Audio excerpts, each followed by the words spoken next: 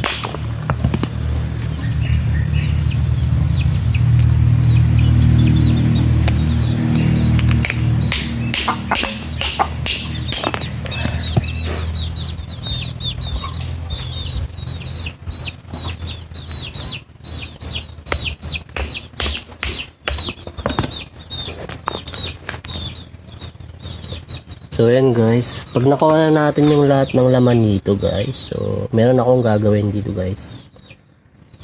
Gagawin ko siya, piprituhin natin siya guys, ilalagyan natin siya ng breeding mix.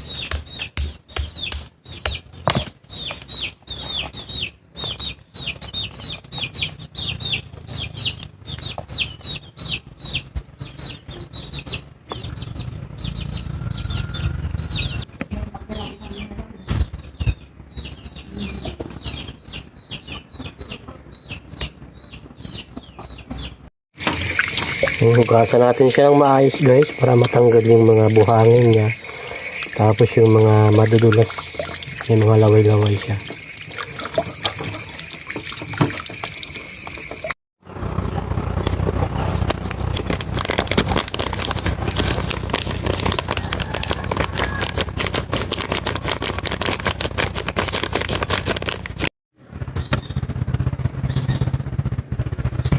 Ba't mayari na pa ba? Doon nalagyan ng lata. Ayun, magpainit tayo ng mantika guys. So dapat low heat lang siya guys, kaso hindi natin pwedeng pigilan to guys kasi cooling lang gamit natin. So low heat lang dapat siya.